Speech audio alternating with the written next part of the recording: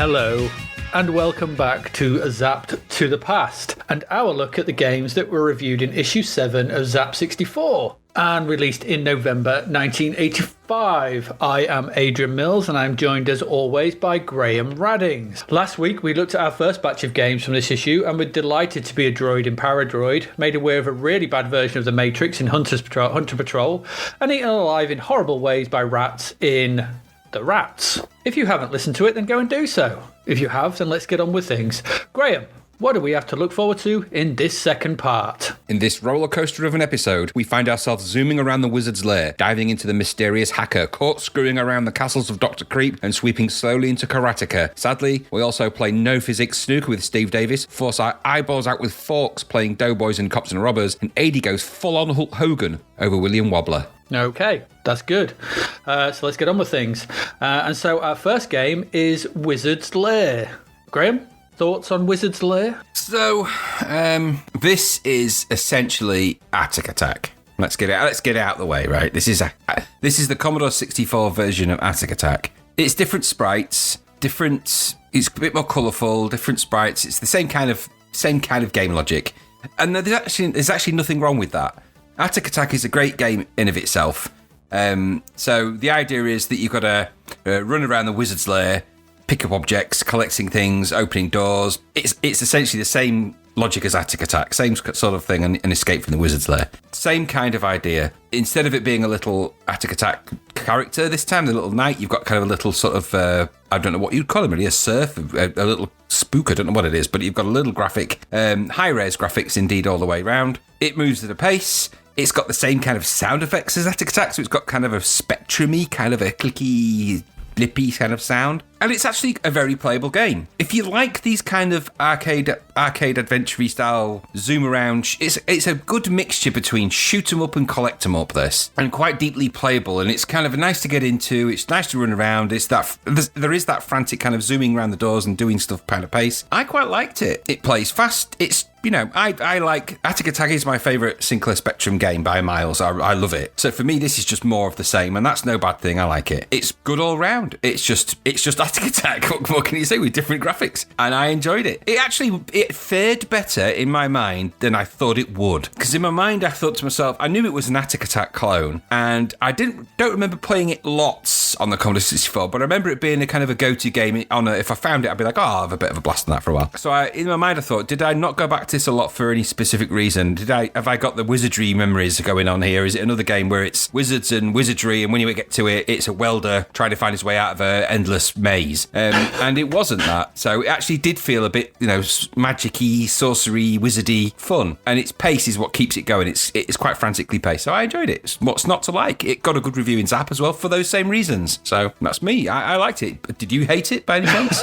I didn't hate it. I don't have the same affinity that you have with Attic Attack. In fact, I think I'm going to go on record here and say I've never played Attic Attack. Oh. No, I haven't. And I've not played many Spectrum games. I only had one friend who had one.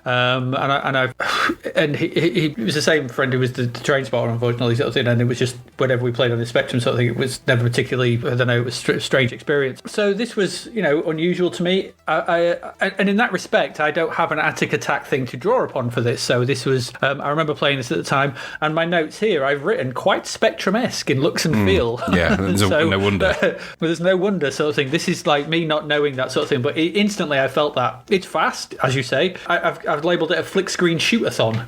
Yeah.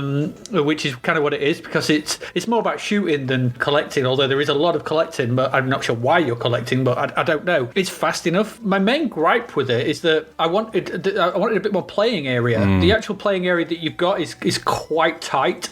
Yeah.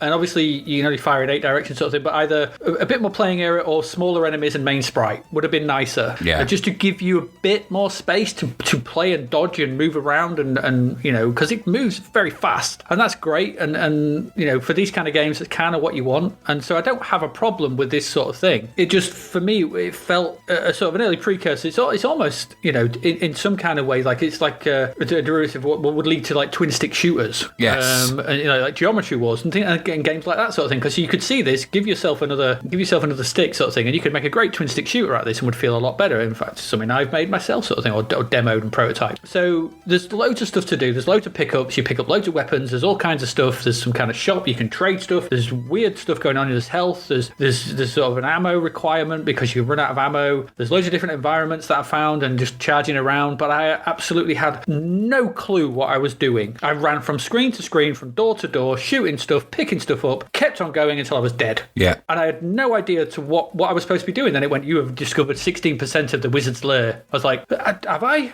Okay, I'll try again. And I did the same thing again, and I shot and I ran around, and you've discovered 18%. What am I doing? And it's quite fun. It's very hard, because everything moves at such a pace, and you just run out of stuff. And it feels quite, this is a mapper's delight. I'm guessing it's not randomly generated. It's not randomly generated, is it? It is a mapping. It's 256 screens big. In the map. So as if you were into your mapping back then, sort of thing, this would the neurons in your brain would be, the dopamine and stuff would be so heavy, sort of thing. You'd probably be frothing on the floor. Yeah.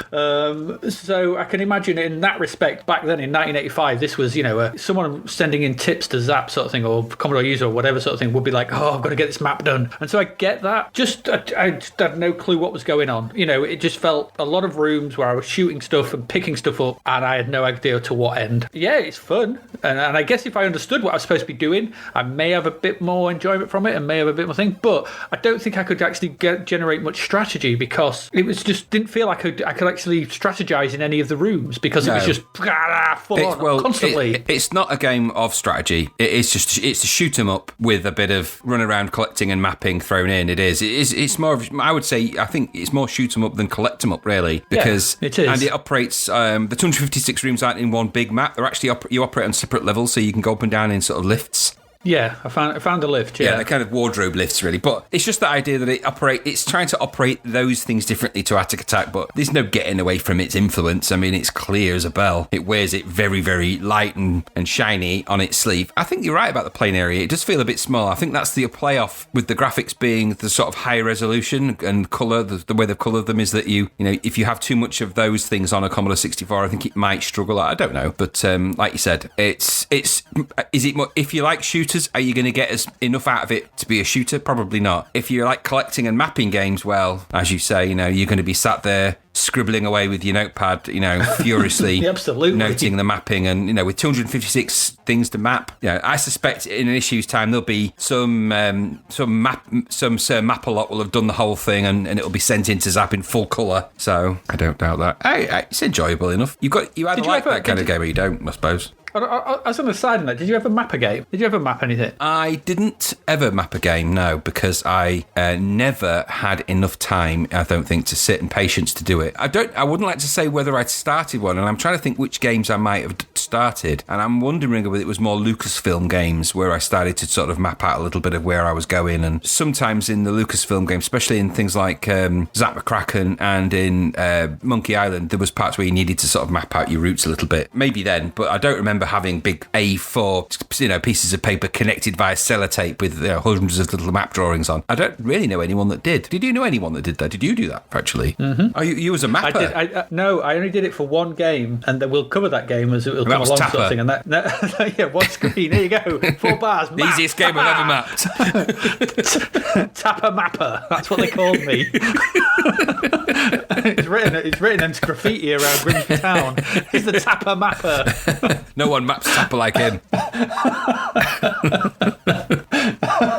No wonder your brother was so good at it. He followed your map. He did, sort of thing. No, the only game I ever mapped was Usagi Yojimbo, Samurai Rabbit. I was very proud of my map for that. It was on 2 or 3 sheets of A3 paper with each level laid out, coloured in with depending on what type of level it was, with coloured pencils, marking off where all the enemies were. Each level was the length of an A4 thing. I took ages doing that. I had great fun doing that. But that's the only game I ever mapped. I couldn't be bothered doing anything else. Just because I really enjoyed Usagi Yojimbo and I could finish it, so it was like I'm going to map this. But yeah, I could imagine people mapping in it. You don't have many maps these days, do you? No. Especially not for games like Tapper Mapper. No. Can you imagine if somebody sat and drew hand drawing map of Halo? It'd be massive. Could you imagine doing Assassin's Creed? Oh no! Well, you'd just be a map accurate version of Rome. Yeah, you know. There you go. Here's your map. I suppose you get maps in games these days. Yeah, don't you? exactly. Yeah. The joy's been taken away. What we want is like games which don't give you a map and they just expect you to do it. It did give that extra dimension back then to be able to do those kind of things, didn't it? To these games. Yeah. Then. It's kind of a bit of interactivity. And in these games, actually, in truth, if you really want to get the most out of them, you're probably going to need to draw a map because you could easily get lost in this. Yeah, I completely got lost. You need to figure out your route. Yeah. You need to replay it and figure out, right, if I go down this through this door, this time I get there, and so that leads there, and blah, blah, blah. Yeah, 256 screens, I think, is a good number. Like, what was the other one we looked at? That one with the stupid dinosaur, where there's 2,000 screens or something. That was crazy. It's just ridiculous. Lands of Havoc, was it Lands of Havoc? Anyway, that's Wizard's Lair. Yeah, Mapathon, you know, your mappers, your type of mappers, delight. Love it. Mappers delight. There you go. Why did I not think of that pun? Why? Why am I programmed to not come up with those puns? Anyway. Wizard's Lair, Mappers delight. Here we go. All right, cool. Let's move on.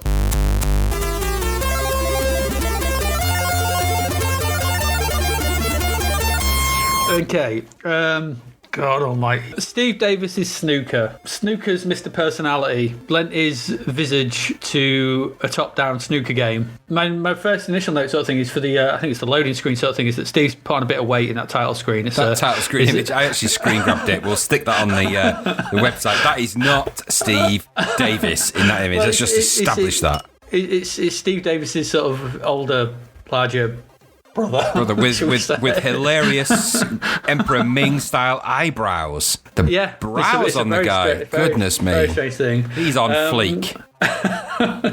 Don't say that. God damn you. Live in the now. Snooker. It's Snooker, innit? That's what I've written. It's Snooker, innit?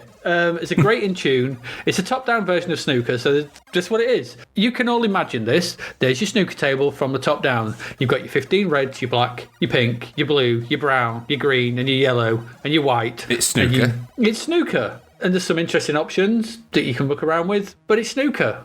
And I struggle because I don't know what else there is to say. It plays an okay game of Snooker.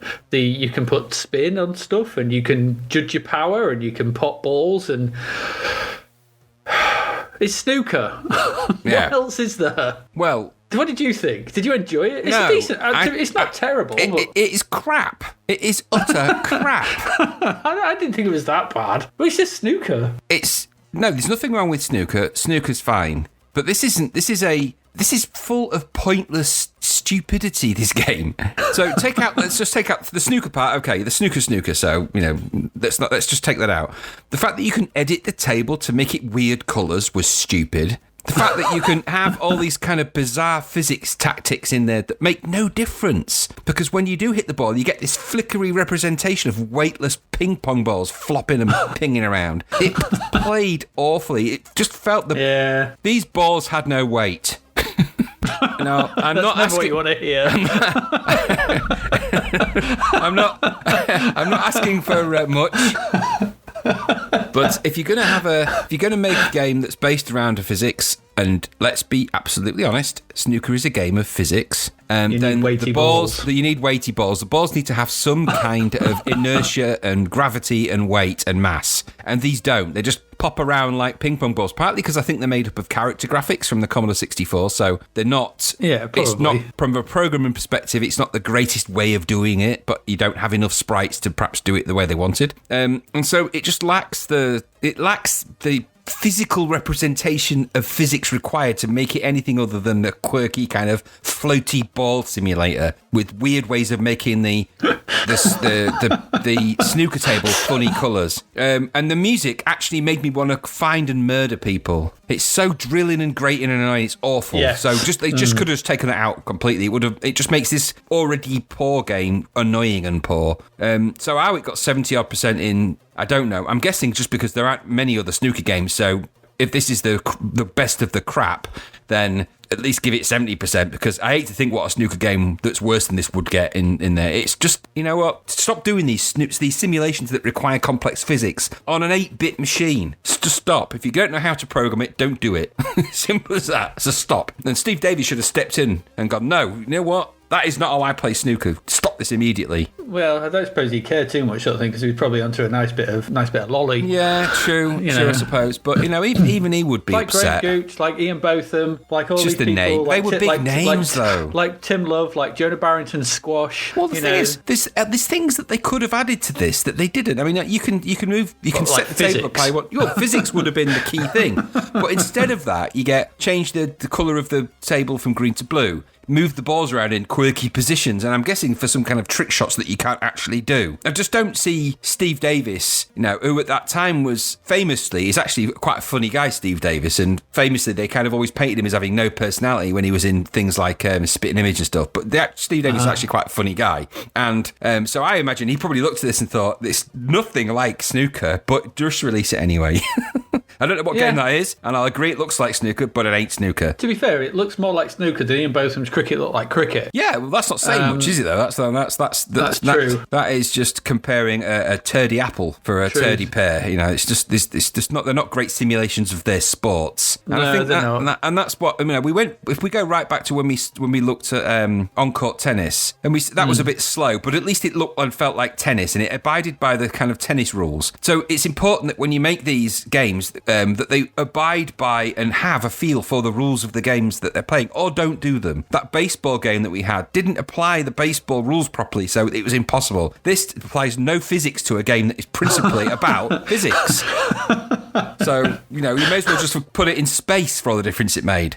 Actually, then it would have made more sense because they would have been weightless. Here, they are weightless anyway, so it would have made sense in space. So this could have been Steve Davis's Snooker Simulation Space Edition, and that would have made more sense for a game that requires no physics. But to be fair, there's nothing around the table apart from blackness, so... It could be, yeah. Just, give the balls mass if you can, or don't avoid these kind of gravity, mass-based physics games. Don't do them. Just avoid. Cricket's the same.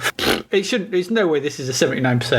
No way in hell. The strange thing is, if you're talking about hitting a little ball into little pockets, how does leaderboard golf get the physics in the simulation so well and right? And a game that's actually on a much smaller, tinier little kind of golf green, so completely wrong. It just, if you just substitute the guy out of leaderboard for a guy with a snooker cue, and you could actually, when you're doing the putting in leaderboard golf, you could have that as your snooker game. It wouldn't require much more thought than that. But no, we've got to do this elaborate, whatever the hell you call that. This is table tennis mixed with snooker. This is snooker ping pong. It's horrible. I think you dislike this more than I did. I think that's clear. Well, there are really great snooker games that come way later down the line. There are. No, that's what I mean. I'm not getting me wrong, sort of thing. I looked at this and just saw balls. They pinged around. Yes, the physics are crap. Yes, it was like nonsense. But when I hit something, I did pot something every now and again, and I was like, But it's just. It needed some weight to it. Weightless balls. Is there anything worse? No, there really isn't. Although I've never experienced it. So let's move on. We don't like Steve Davis's snooker. Sorry, Steve. No, we don't. Not for us. I think, though, we probably liked it more than our next game. I think there's a very, very strong chance of that. Because our next game, we talked about the Crapvert, which showed the joyous side of war, of World War One, or whatever it was, a few issues back. Doughboy. Yeah. This was $9.95. God's sake. Oh my goodness me.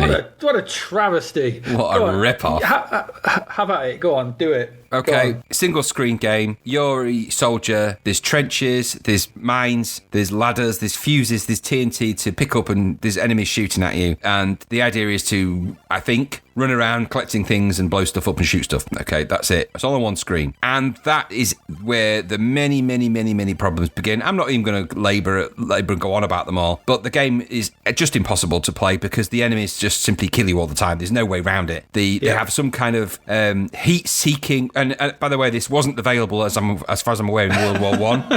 Heat-seeking rocket attack that fires and follows you around, so you can't really avoid it unless you dive in the trenches. If that doesn't kill you, which it will repeatedly, the guy running around shooting at you will. The game's just impossible. It's no fun because it's impossible. You can't do anything, and because it can't do anything, it's kind of meaningless. The graphics are blodgy, badly drawn representations of something or other. It was just too hard, and because it was too hard, it wasn't enjoyable. Even if it was enjoyable because there was something about it, the game itself is just crap. And for $9.95, a rip-off and crap. So I'm afraid we've just stepped out of version 1 of the Matrix, and then all of a sudden the new version is just as bad. So we've got to reset that Matrix again because Doughboy exists. We're like, no, hang on a minute, how did this happen? In the third version of the Matrix, we created you running around in trenches. And I think if I was to say one final thing about this, it's that in amongst it, somewhere there is a game idea that could have worked in some capacity, and later down the line, Who Dares Wins 2, Commando, Rambo, that idea of a soul sprite trying to make the way through a military-esque landscape being shot and bombed, that does work. So that game idea, that idea of a game doing that does work. This one is not any of those things. It's not even the same league as any of those games, but the idea is there somewhere. It just got lost in this development. Somewhere along the line, somebody just decided to put in a impossible to avoid heat-seeking missile attack, which just rendered the game completely pointless repeatedly, and it doesn't stand up to repeated plays because the same thing's going to happen every time. So it reminded me. Do you know what it reminded me of? In a sense of the way you moved from left to right, and there was a heat-seeking thing, and in a much more simpler representation. Do you remember Yar's Revenge? The Howard Warshaw, whatever his name is, sort of thing, game from the Atari sort of thing. It reminded me of that for some reason. But Yar's Revenge, for its time, was a good, fun game. I used to really like Yar's Revenge. This is garbage. Not this though. Not this. No, this is no, not this version. No. I love Krusty.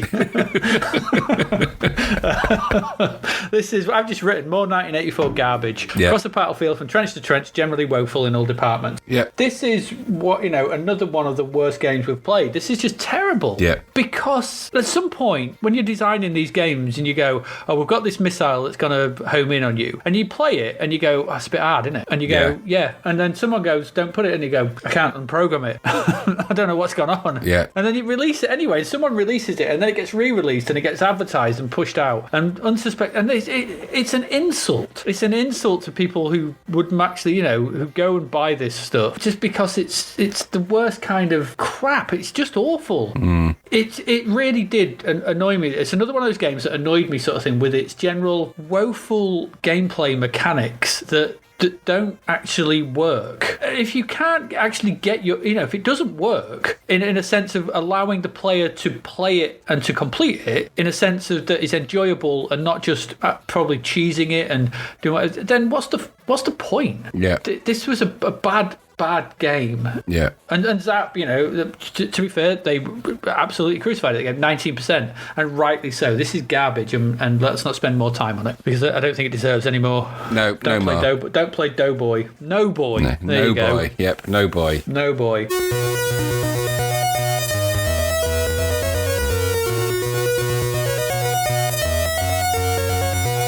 Right, let's move on to the Castles of Dr. Creep, another Brunabund game. All right, so it's a year old. It's 1984. Okay, so it's another one. So generally my hackles are up at this point going, oh, God's sake, another one. And this game looks pretty bad. Visually, it's not a looker. No. and that's being kind. And yet this reminded me in some way of the other game I kind of had a bit of an affinity for, which is Big Mac the Maintenance Man. There's something in this. This is a really unusual game. Mm-hmm. Plot-wise, there's something about you have to navigate the 13 castles of Dr. Creep and see which one you want to live in or something. I don't know, some weird stuff. This is essentially a kind of a multi-screen puzzler where you go through different I don't even know how to describe this sort of thing. Let's start from the beginning. The first thing is you go through a tutorial phase where it teaches you all the mechanics, which is quite nice to play through, which is quite unusual. So it teaches you how to push the button to open gates, how to go up ladders, how to go down sliding poles and when to go on them. It teaches you about shooting guns. It teaches you about the mummies that come out, Frankenstein's monsters that appear. It teaches you about the ray guns that will fire. It teaches you about teleportation devices. There are quite quite a lot of mechanics in this game, all about. And essentially, each screen is like a single screen puzzle that links to another screen view through these gates, which you have to open and work your way to. Because some gates are inaccessible. In fact, you can't fall off platforms, so you can't drop down. You have to work your way around them through these ladders and poles and drop around and move through different gates, which leads to another screen. All this is kind of like, there's a kind of pseudo 3D effect to the platforms. Weirdly, they're kind of not quite flat in the sense it's not 2D full on, so there's a kind of sort of 2D-ish, 3D-ish look to them. There's a bit of depth to them. But you move on a 2D plane. Your sprite is just some little guy who runs about. He's not particularly well animated. And yet, when you move to a different castle and you start to try and make your way through these rooms, it starts to draw you in because you're trying to work it out. Right, how do I get there? And you go through the wrong thing. You get instantly shot. You go back to the beginning. You try and work your way through. You go up this ladder. You go down this pole. You run up there. You go down there. You go through this door. You work that out. You go through this teleporter, and you're making your way around. And suddenly this starts to really kind of open up. And as a puzzle-a-thon flick screener, and the great thing is you're not collecting stuff, which is God said. There's no loads of enemies that are constantly moving randomly around the screen to just to annoy you, sort of thing. This is simply you against the environment and trying to work out how to navigate it. And in that respect, it's quite decent. I was quite surprised because at first, my first initial impression of it was, oh, God, this doesn't look great. But the more I played it, the more I got into it, the more I enjoyed it. And the more I got going. My main beef with it was that death put you right back at the beginning of the thingy, and getting back to where you had died was quite the navigation feat sometimes. Trying to remember which ladders you'd gone down, up through, which doors you'd been round was like, sort of thing. And that's its main point. If you die, fair enough, just start me back at the start of that screen where I came in, so I can try and figure out and navigate through again. It's a strange game. It's a really, really weird game. There's a lot of depth here. There's a lot to it, and I think if you really dig into this, you're gonna quite enjoy yourself with it. But that putting you back to the beginning of the castle thing every time was a real breaker for me. I don't know. What did you think? Because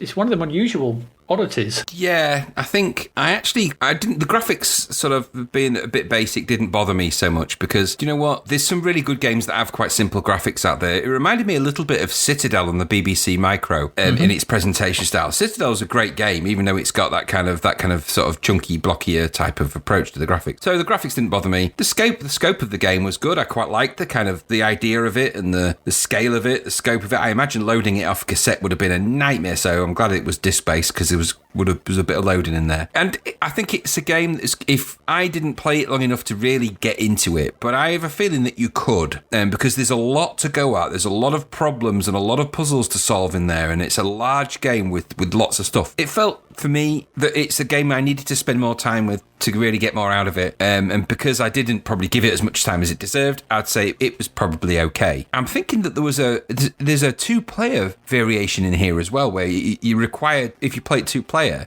you're actually required to work in collaboration with each other as well and do stuff together. I didn't obviously play the 2-player option, but I think there's sort of an extra dynamic for that. Yeah. So there's a lot to it. I think if you can get past the graphics and the initial kind of look and think, it's a bit blocky and a bit basic. If you can get past that and just spend a bit more time getting into it, I think there's a lot of game to go at here, and I think you're getting quite good value for what you're into. And so if you like that, again, that mapping, that puzzles, the exploration of castles and things like that. And again, that I actually really like the fact that you had to play through the sort of the puzzle, not the puzzles, but play through the game mechanics in order to show you how to do stuff. So that by the time you started the game proper, the first proper castle, you'd encountered all those things, so you knew what to do. I quite like that. Modern games do that, where you play the first level and you get a sort of guide on how to do things. So nothing wrong with that. So I thought it was good. I just think I probably didn't get as much out of it as I could by process of not giving it a lot more time. I might very well go back and pick that up again and give it a bit of a go, because I have a real soft spot for Citadel on the BBC, and it did give me a kind of some reminders of that. So I might go back to the Castles of Dr. Creep. It certainly isn't a game you can write off initially, although I think it probably could have easily have been had people not given it more time to explore. So I liked it. It was okay.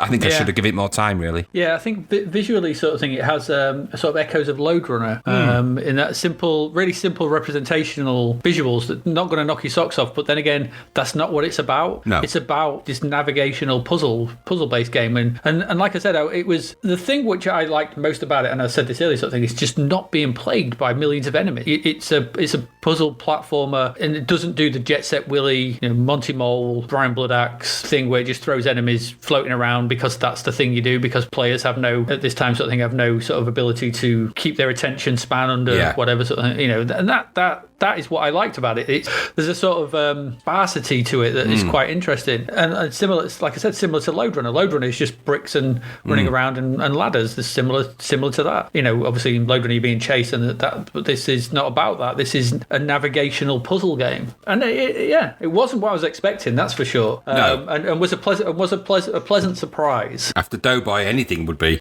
Well, that is true actually, but we don't get many of those pleasant surprises. No. Of games we don't really know about, and then sort of we play and go, hey, this is all right. And to be fair, in amongst these things, and we can talk about review scores and things like that, and the way you look at it, sort of thing. Steve Davis' Snooker got 79%, and this got 65. It's wrong. It's wrong. Very, very wrong. This is a much, much better game with much more to it. Yes, I enjoyed agree. it. I thought it was good, and I would recommend this to anyone who is looking for something a little more, a little slower. But like I said, there are some moments where you will get killed instantly and having to go back to the beginning. That's a grinder, isn't it? That it's not great. It's tricky. It's a tricky thing to sort of get over because especially if you're about 7, 8, 9 rooms in. Yeah. And each room having and some rooms have like multiple entrances and exits, and you're trying to remember how to get anywhere. Yeah. That's a bit of a downer, but these things happen in older games. They're not perfect. This is perfect, but certainly a good way to spend a few hours, I think. There we go. That's Castle Dr. Creep, Doughboy, Steve Davis' Snooker, and Wizards Lair. That's our games for part 1. We'll be back in a brief moment where we will be looking at film and TV from November 1985, so stay with us. Okay, welcome back. So, November 1985, films and TV. God's sake, why are we covering TV? I don't know. There's not much in the TV world at this point that I could find. Bullman hasn't returned, has he? Bullman has not returned, and the TV idents are still the same.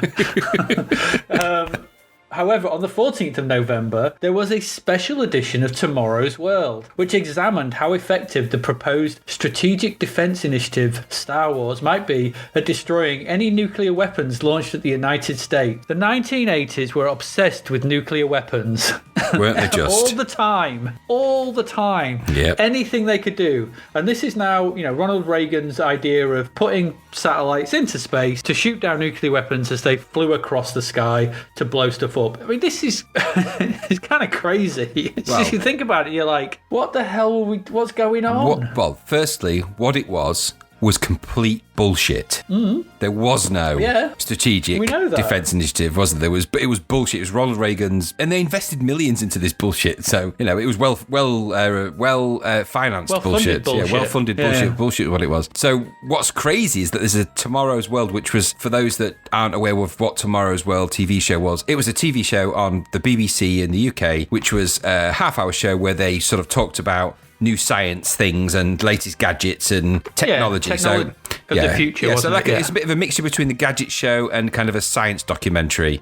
So they had sort of 3 presenters that would independently investigate different technologies and things. So that, for example, they had a thing about the BBC microcomputer on it, and I suspect the Commodore 64 may have been on there at some point. And also they spoke about the latest developments in medtech and med science and all that kind of stuff. So it fits into their remit. An entire show devoted to it just shows you how seriously the world was taking something that was actually turned out to be complete and utter BS. But do you know what? Do you remember? I remember at the time feeling a slight sense of relief in a weird way, because we'd been given heavy, I suppose the way to frame it would be, we'd been given a heavy message about what would happen to us if a nuclear attack occurred. So we'd been shown the outcomes in multiple TV shows by this point.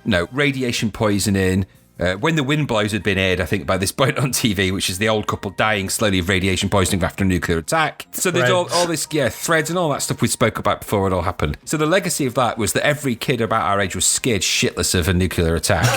Then the Americans popped up with this idea that they would have these satellites in space that would either fire or refract laser beams onto the tips of these nuclear missiles as they flew through the air and knock them out of the sky. And it was kind of a sense of, yes, relief. And bear in mind that this idea of bashing the Russians for everything is so replete at this point in film, TV, media, music, you name it, it is everywhere. You know, it's more flag waving for the USA, really. And as we said, as it turned out, it was complete and utter nonsense. But do you know what? It made it. I think even the Russians took it seriously because everything was kind of serious about the what they said to each other. It was just propaganda and nonsense. But that was the war of information that came on the back of the war of all of the stuff about we've got more nukes than you, you've got more nukes than us, ours have got 50 megaton warheads, ours have got 80 megaton warheads, and it just became this great big dick swinging competition between the two nation states. In the end, they said, look, we've got space lasers and we're going to knock your stuff out the sky. And then did the Russians come back with anything else?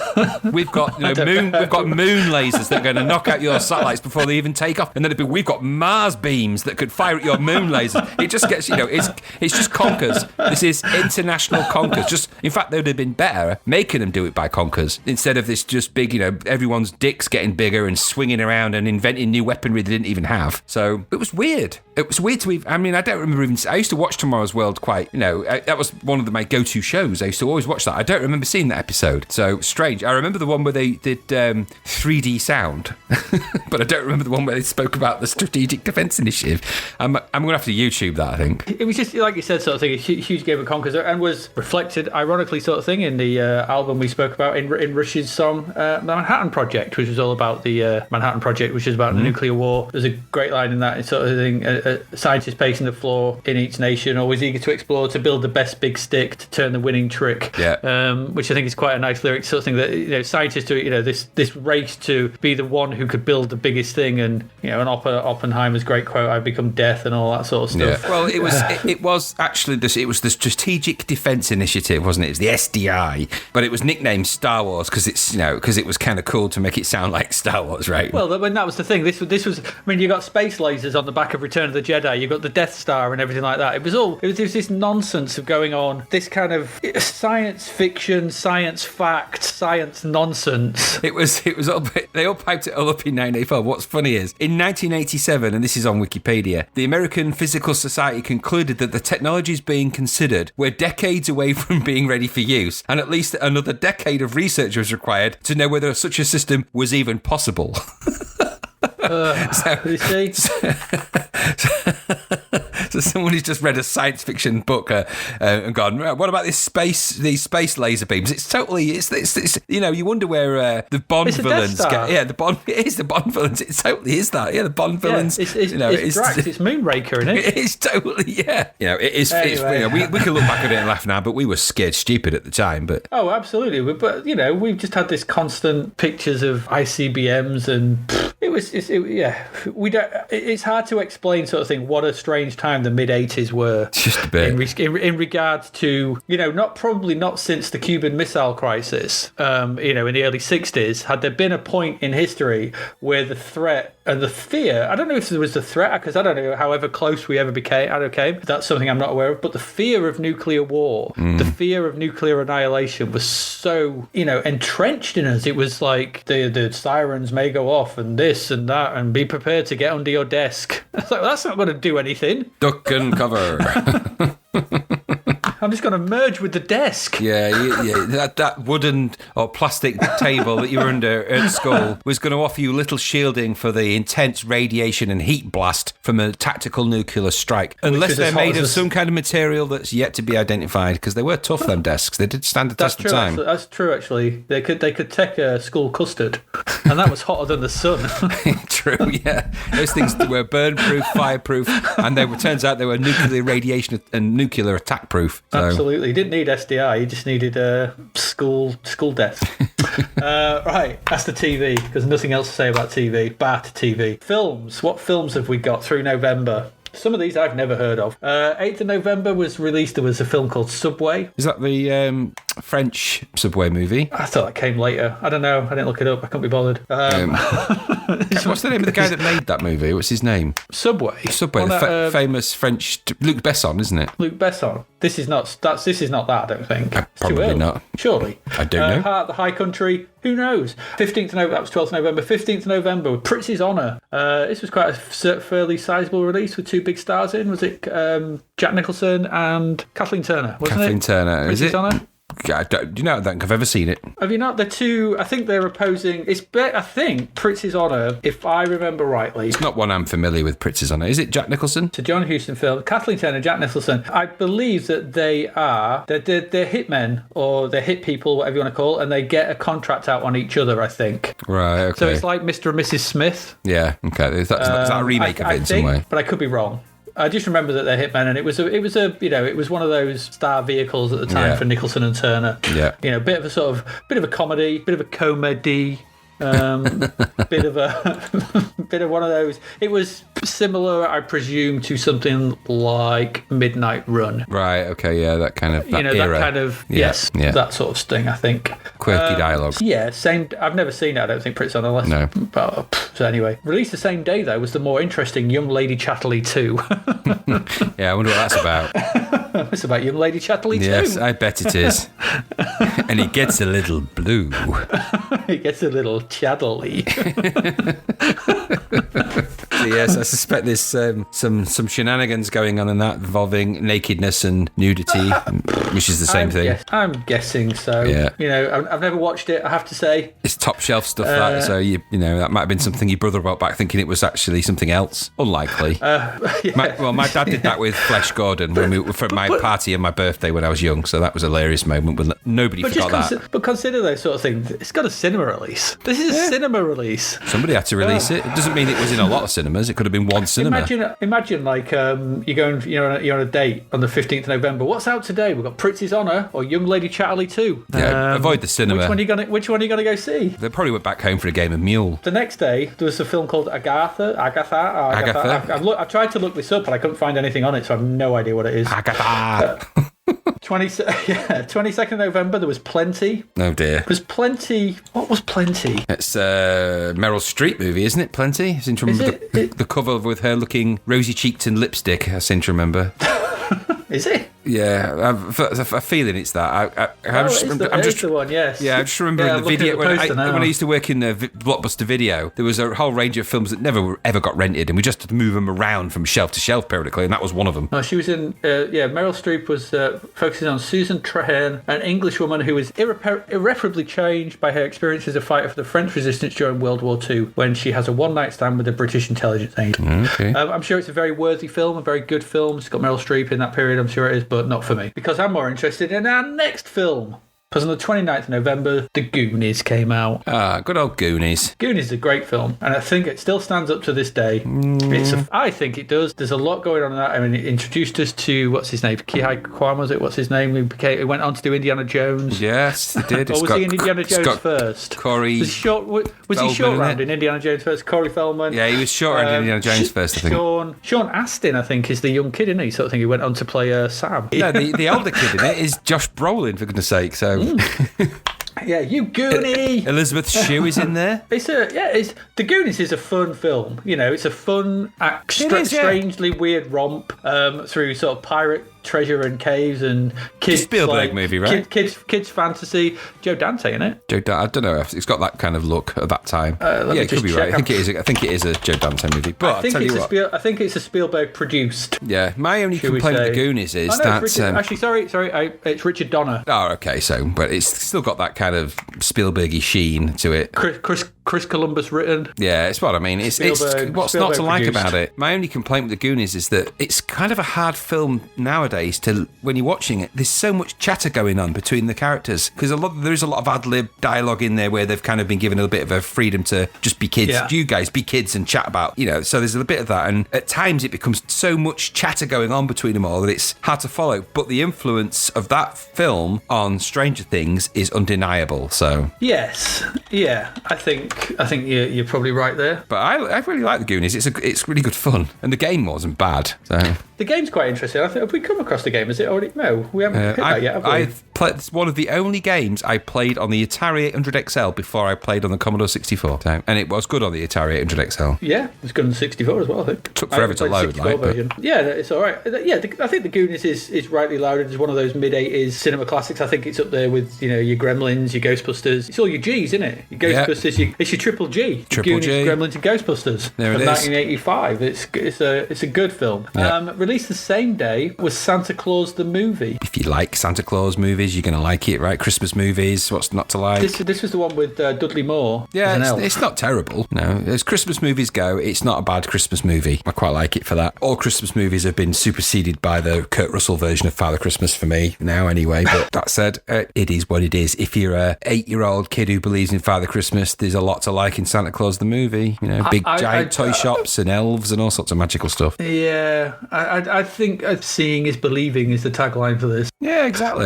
Directed by Jeanette Schwartz. Didn't he do Jaws 2? Yeah, but it's got some famous. It's got good moments of, albeit nowadays, rubbish effects, but they're flying through the air and the sleigh and all that. All the stuff you'd want to do as a kid is in there, so it's a good movie for kids. It is. Okay. Not the next one though. No. I don't know if you've heard of the next one. The next one is called Underworld. Strange enough, it also goes by the name as Transmutations. Not heard of that, no. Should I have? Well, it's written by Clive Barker. That's not always a good thing.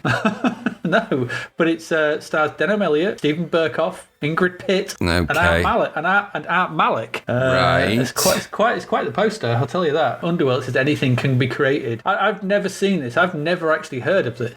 This might be something I need to go and track down. I suspect it's probably really rubbish. Well, it's directed by George Pavlo. Oh, God. I don't know who he is. He did Rawhead Rex. Yeah, it's another. So that's another Clive Barker, isn't it? Rawhead Rex. So. When you go down a Wikipedia rabbit hole, George Pavlo co-produced a title called Chickens Never Walk Backward, which was released theatrically as a support to Conan the Barbarian. Random. Just what the hell? This Transmutations. So you've got Goonies, kids film, Santa Claus, kids film, Transmutations, Clive Barker film on the same day. That's quite a triple bill. That's a weird poster. Film's music produced by synth pop group Freur. Oh, you ever heard of them? Yeah, Frauer, yeah. Frauer. They evolved into the band Underworld. Yeah, they did. There you go. Yeah, you've heard of Underworld, right? Born Slippy Underworld? Yeah, that's them. Really? Yeah. Well, colour me shocked. I was going to say, I thought you'd heard. I said you've heard of Underworld. You were like, I've heard of Underworld. Like, yeah, exactly. I've heard of Underworld, but when your brain's not because I'm thinking 1985. Born Slippy is mid-90s Underworld, and I didn't make a jump to them being the same thing. Are they? Yeah. Wow, that's crazy. I never knew that. Well, there you go. Because I've never heard of Freuer. I've never heard of this film. This looks interesting, and I'm going to go track this down to have a look at it because I think it sounds quite. It's going to be terrible because, like you said, Clive Barker was an interesting writer. Yeah. I think his books were much better than his film. Did you read many of his books? I read Weave World and another one, which is less memorable. Did you read any of the Books of Blood? No, I got quite into the comic books. There was the Damnation game. There was Nightbreed. Was it Nightbreed? No. I think Underworld's the only one I read. What's the compilation one where there was Weave World? Sorry, I read. And what was the compilation one where they've got different Hellbound Hearts in it and stuff like that? What was that one? Books of Blood. Yeah. So I don't think I read the whole book, but I read. No, I think there was 6 of them. There was 6 or 7 Books of Blood. They were good. Yeah. He was an interesting writer, Clive Barker, sort of thing, with a really sort of an unusual viewpoint, sort of thing. Like we spoke earlier on, it's weirdly sort of thing. Prescient with we spoke about James Herbert and Sean Hudson, Ramsey Campbell, and all that. And Clive Barker was a kind of a sort of offshoot, sort of an alternative to those kind of things. Much more, I don't know, much more in sort of sadomasochistic stuff and things like that. And there's a lot of kind of weird stuff going on. This film looks interesting. But anyway, so November, so you could go watch Subway or Heart. You could watch Star Vehicle, Pritch's Honor, or titillate yourself with Young Lady Chatterley 2. You could have a worthy film with plenty kids films coming up to Christmas with the Goonies and Santa Claus, or watch Clive Barker's Underworld. Films were odd in November 1985, and throughout in the middle of all that, you could laugh at the nonsense of the Strategic Defence Initiative. Yeah, don't waste your time with that. No. So there you go. There's your films and TV TV for November 1985. We'll be back in a moment with the last set of games from this issue, rounding up with Crapverts, games we haven't covered as well, just sort of mention them and why we haven't covered them, and tell you what we're coming up next week. So stay with us.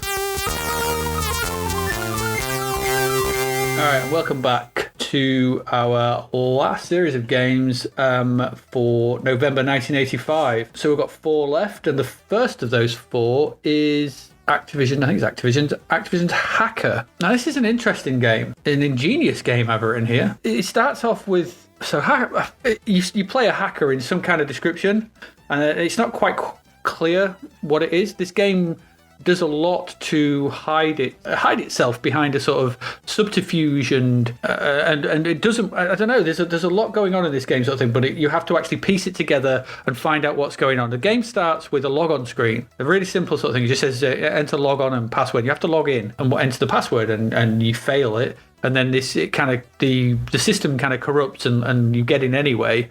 And then you have to identify these various parts on this graphic representation of some kind of robot with wheels thing. And once you get all those right in order, you move into the game itself. And so this game itself is you get told there's some kind of you're hacking into, or you're part of the Magma Corporation, and you get all these memos about something's gone wrong with the Magma Corp and some of the stuff that's gone on, and you've got to make your way around the world on these underground tunnels. And when you get to places, you can go up to the surface, and then you meet these spies, and it tells you've got to offer these spies stuff and find some spies will have certain things you can offer them money for, and when you get objects, you can take the objects, and then some other spies will look for them, and you can, in different places, they'll speak to you in different languages. At one point, I went to Egypt, and the Egyptian spy just kept asking me loads of questions in Egyptian, and I had no idea what he wanted because I don't understand Egyptian, but there was no translation, and I just had to try and figure it out myself, which I couldn't, so I just went back underground and then went to London, tried to offer the London guy some money, and he was like, what? I don't want that. The graphics are weird, they're sort of very quite representational, they're odd. It's an odd game. And again, unlike anything else, kind of similar in tone and style to something like Fourth Protocol and The Rat. It's a different type of game. It's cerebral is the word I'd use, and it's all hidden. It's all it's a real find the stuff. You got to find out what's going on here and what's happening and why it's happening and who's doing what and what the whole point of this is. Yeah, I don't know. I couldn't get far into it because I don't know. I find it a touch impenetrable. But I can imagine that once this, like the Fourth Protocol, once this starts to unravel and you start to get from moment to moment and start to one thing leads to another, that sort of drip feed of information starts to open up around you. I imagine this could be really quite intriguing and quite Moorish and would really drag you in. At this stage, I would need more time with it to really dig into it, and I think I might do. This is a game I feel like I'm actually going to go back to because I feel that there's something quite interesting here. But at this stage, I would recommend it because I think it's really different and I think it's really unusual.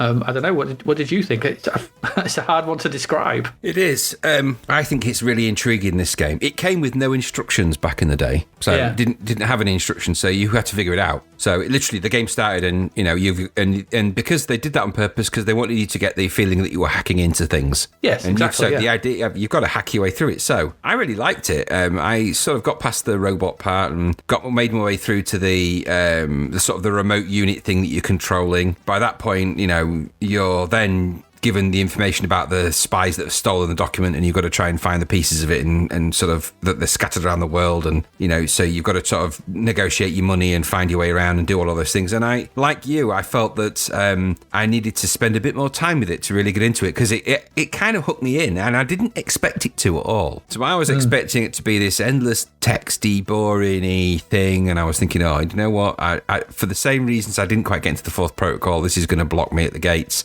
But in a way, it just kind of, the presentation was kind of nice. It was nippy. It just had some nice little touches here and there that kept me kind of engaged and intrigued enough to want to know more. And as I sort of dived in and tried to do a little bit more and try and piece some things together, I could start to feel the hooks starting to dig their way in. And funnily enough, this game completely bypassed me back in 1985. I just didn't bother with it. I wasn't into, oddly, as it turns out, as my later career would would become. The idea of being on computers and diving in and hacking into stuff didn't really interest me back then. I don't really know why, but it just bypassed me. I think and what I found while we've been doing this with these podcasts and replaying these games is that some of these great games did bypass me, partly because I just don't think anywhere where I lived had them to buy or to rent. And nobody I knew had them. So, because I don't remember you having Hacker, and normally I would have borrowed it off you or maybe off Gary or somebody that might have had it. But I don't remember any of us having it, or if we did, it wasn't a game that would have necessarily spent much time on together. Sometimes we like summer games, and with the other 2-player games, we kind of played them as a bit of a team. Yeah. Whereas this one, of course, was very much about sitting down and playing it yourself. So I'm like you. I'm probably going to go back to it because there was enough in there to just make me think. Actually, I'd like to dig into that and see where it goes. So I really liked it, and it was a bit fiddly. That's my only complaint, really. But a bit of perseverance would probably pay off with that. So I think so. Yeah. There's the interface is quite nice. There's some And you have to just. I like the fact that there's no instructions. You just have to figure it out. But even having to figure it out, it's quite intuitive. Yeah. You've got that list of commands in the main screen. Once you get to the main screen, you've got that list of commands, and it's just basically the keyboard, the first letter of the word makes you do them. So you go up, you go down, whatever.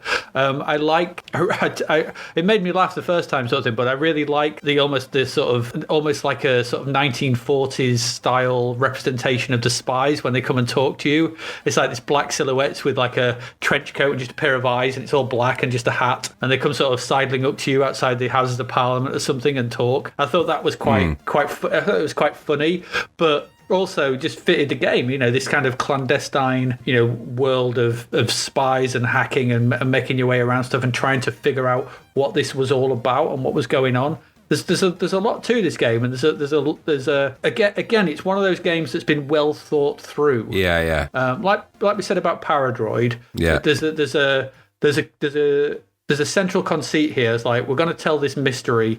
You're going to have to uncover it. It's a kind of an adventure game in a sense, but you're going to have to uncover this story piece by piece by doing certain things. And, there are games like that still made to this day where you're trying to figure out what the hell is going on. Yeah. And this is a really good early example of those, especially in a graphical adventure style where everything is not just typing in text and stuff like that. This is utilizing, again, building on things like Shadowfire, and as someone actually mentioned before on our Twitter feed about Max Headroom was an early example of an icon driven game. I don't really remember Max Headroom myself. No, I don't remember much about that. These sort of series of icon driven joystick with bit of keyboard interface, but not just arcade adventures, but again showing what a C64 could do in comparison to an arcade or a console. That there was more to it than that. There was more interface. You had more options. Obviously, there were PCs around probably doing these sort of things as well. But with the Commodore 64 being somewhere in the middle of this sort of part console, part computer thing, what it is really. I don't know. It showed that these kind of games could really work on it. And when they were done this well and this interestingly, there's a real sense that you've got there's a world here that's just waiting for you to dig into. And yeah, like you said, the world of, if you think about 1985 on the back of films like let's say War Games, and that kind of clandestine, kids hacking into stuff, which is what that was, sort of thing. This felt like it had probably been born from those kind of like, that's a decent idea, let's make that into a game, but build around it and build an interesting story, conspiracy, world-ending stuff or whatever. I don't know, because I don't know what the story is yet. So I think it's good. I really enjoyed this. Yeah, it's good. The mysterious Magma Corporation will be knocking on your door in about 5 minutes. So I would just make sure you give them a fake name. We know too much. I'm going to call myself Peter Devereaux. Peter Devereaux. Yes, I'll be Hensley Darvish. Shall be my name. Ainsley Darvish. It's Ainsley Jarvis. Ainsley Jarvis. Hello. Oh, yeah. I'm not going to tell people what that quote is from. Hopefully, some people will get that. Yeah, they will. I'm sure they will. So yeah, Hacker. We like Hacker. It was good. Interesting game. Go and dive into it. See how far you get.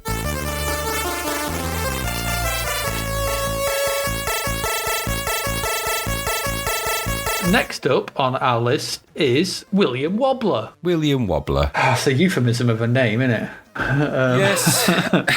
So, do you want to...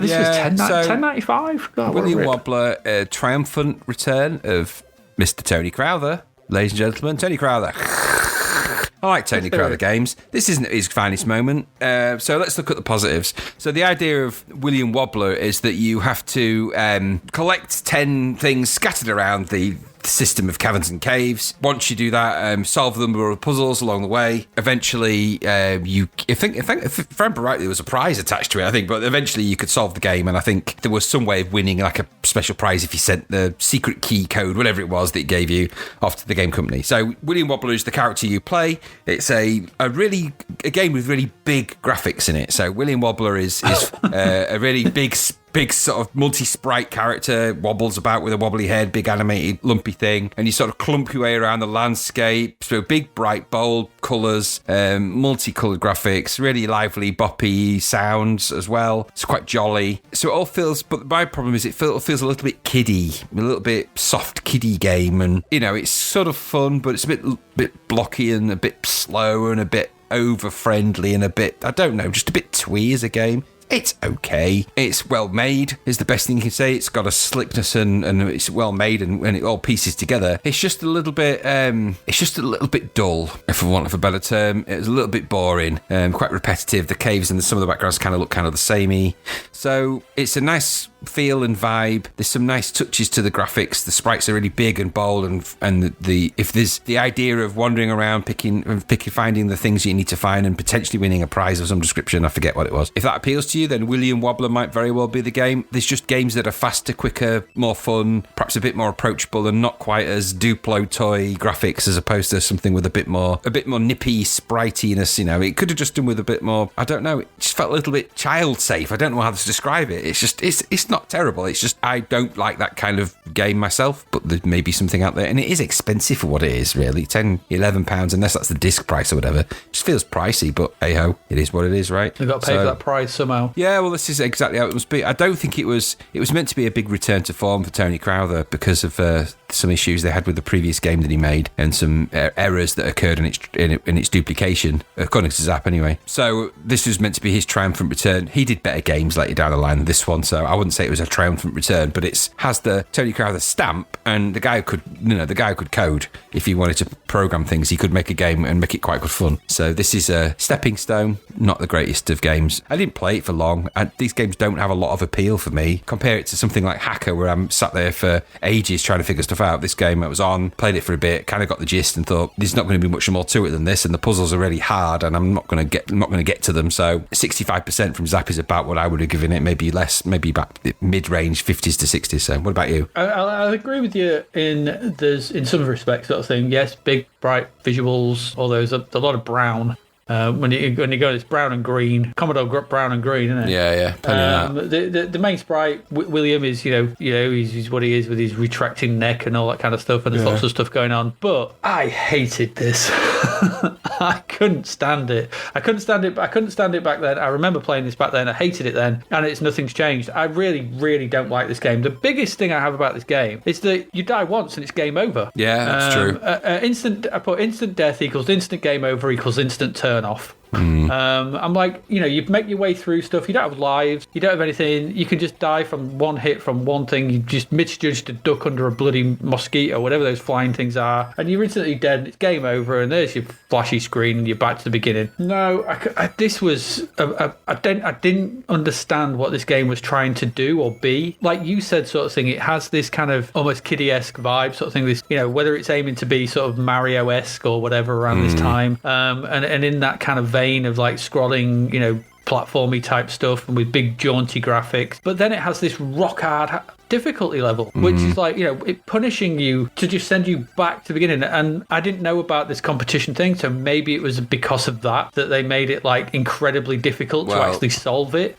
If that's a thing, I think it's actually more likely the Crowther curse, because all of his games were really hard. You think of the ones that came later. He wrote the most difficult shoot-up of all time on the Commodore 64 later down the line. So I think it's a bit of a curse. I don't think it's to do with the prize. I think it's to do with the fact that he just liked making games really hard. Quite possibly. I mean, I don't know. I don't understand something, but I don't understand from a game design point of view, when you're making these kind of games, why the hell you would even think like, oh, when you hit anything, brush anything, that's it, instant game over and back to the beginning. Why you would think that anybody would think that would be an enjoyable experience even back then. We're talking like the back end of 1985. If you think about something like Paradroid, where yes, if you're the lowest level droid, you die, it's end of game sort of thing, but you might get shot, you lose some life, you can go recharge. If you're a higher level droid, you get knocked down, but you've got a chance to escape and regroup and pull back. You can pull it back. This is the complete antithesis of that, and I don't like. I get that the visuals are quite nice and they're quite impressive for what they are, but I hate the design of the main character. I hate the design of the levels. I didn't like the music. This is a huge no from me. It's just I've never liked William Wobbler. I hate the title as well. There's nothing about this thing that I actually like. To a great degree. Kiddie game, really, which is rock hard. By the way, the game I was trying to remember the name of from Tony Crowther, and prepare yourself because it will make you shudder when you think how hard this game was Phobia. I vaguely remember that. Is it as hard as IO? Yeah, side-scrolling shooter of the ilk of IO, yeah. Because IO was stupidly hard. Yeah, same sort of thing. But yeah, you're right.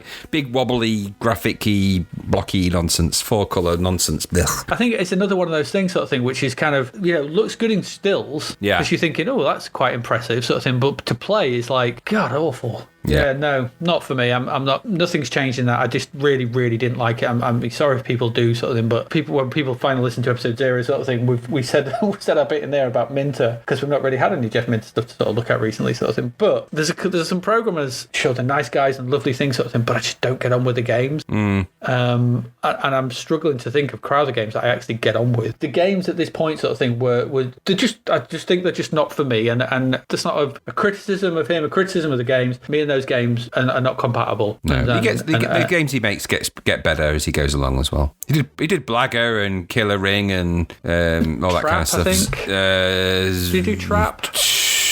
Possibly Trap, yes. Yeah. Suicide Express. Did he do Clacks?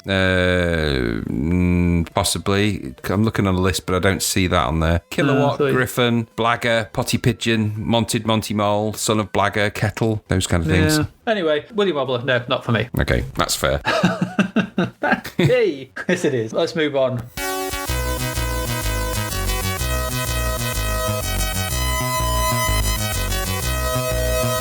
I would rather play William Wobbler than this next game.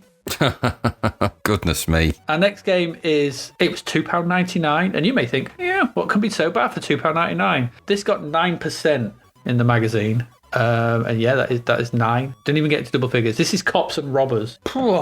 This would have looked out of place on a VIC 20. Yeah, it was shocking. This looked like a VIC 20 game. For those who've listened to us, and we've had sort of instances of some issues sort of thing, where I have inadvertently put the wrong ROM in the save file for Graham to play, because I take responsibility for that. And sometimes I've put the wrong, there are multiple games with the same title and I don't check. I still don't forgive you for making me play Ransom. Ransom, Chicken Chase. And Chicken Chase. Thinking some things like that, and Graham plays them and thinks, this looks awful. It's like, because it's the wrong game. I do apologise for that. And at first, when I booted up, so I've taken to actually checking. When I booted up Cops and Robbers, I thought, is this the wrong ROM? Is this the wrong thing? Have I time travelled? Is this some 1982 thing? Or some VIC 20 thing? No. This was the right thing. It's so hard to describe a game of this ilk sort of thing, because it's a multi-screen. It's flick screen, click on, but you are a robber. And you have to proceed through like a little maze type screen. It takes up the full screen. There is a policeman moving around this maze who will come after you. You can shoot them and get points. Instantly, this is it's not spreading the greatest message. There is a helicopter that flies around as well that will, if it hits you, will kill you. So it's flying very low. If you make it, so there are some entrances into a museum where there are diamonds. You make it into the museum.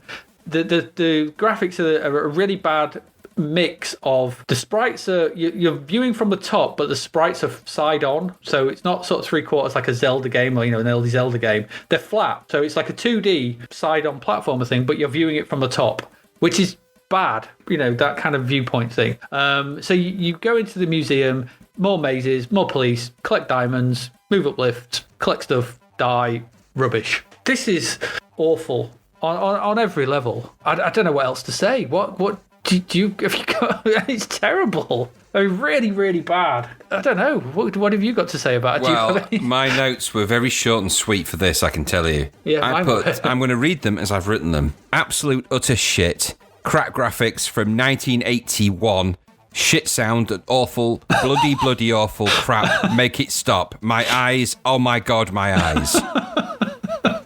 And that was my statement, and I stand by it. I have nothing to say that's anything other than I completely agree with Zapp's estimation, which is that it's the worst program we've seen on the 64. That was their summary for the overall. Yeah, and I agree with them. It's just crap. And to think that this is released at this time, there's no excuse for that. We've seen this kind of thing before. I suspect this was written ages ago and somebody found it somewhere. It's just rubbish. And I didn't waste a lot of time with it. As soon as it loaded, I was like, good Lord, this is, Has he sent me the wrong ROM well, again? I did for a minute. I thought, is this the wrong game? And no, have I loaded the right thing? Have I time traveled or something? Or have I woken up in an alternate reality and these are good games? No, it was just rubbish, and I gave it no more time than it deserved, which was all of less than. I gave it a second for every % of its overall score, I think.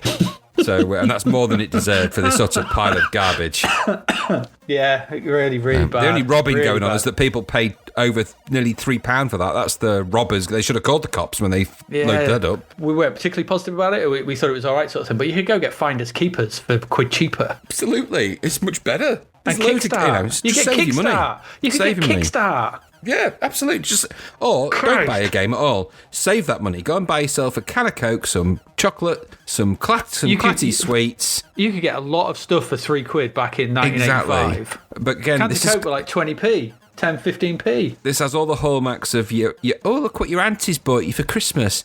Oh, it's Cops and Robbers. I know you like Cops and Robber games because I've seen you watching Hunter on TV, and I've seen you watching them cop shows, and this is Cops and Robbers. And then you load it and you have to do that fake kind of. What do you think to it? Is it good fun? Yeah, it's great. Yeah, I'm just going to put it in the drawer under lock and key.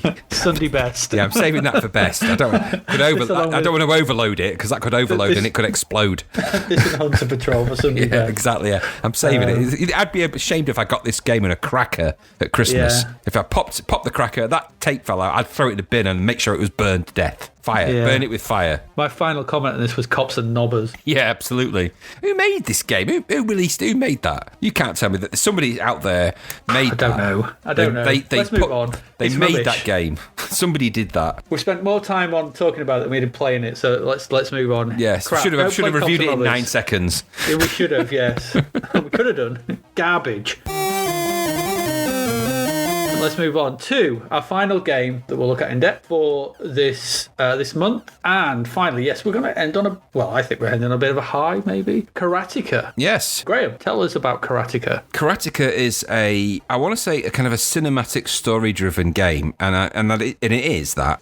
You play Karateka, a karate person, for want of a better, fighter. You've got to rescue the Princess Mariko from the evil warlord Kuma, and he's imprisoned her in his dungeon. So you climb up the cliffs, and the mission is to get through into the fight your way through to the dungeon and rescue the princess. So very simple game logic, age-old game logic. You have karate as your main weapon. Your fists and your feet are your weapons. So you run along, and the evil warlord has sent his various minions of varying skill levels to beat you. You have a certain amount of hit points where you can be hit, and every time you get hit, your points get reduced. If you get hit too often, then you get beaten out of the game, and that's the end of the game, and you have to start again. Likewise, your enemies have equal amounts or varying amounts of points. As you progress, they get more and more. You hit them and it takes them off. You've got to try and beat them up quite quickly because they can regain their points, so they can regain their health if you delay. And so the idea is you fight your way with your karate through all the various landscape and levels to the castle, into the castle, beat the enemies, and then beat the final boss, rescue the princess. Hey, all done. So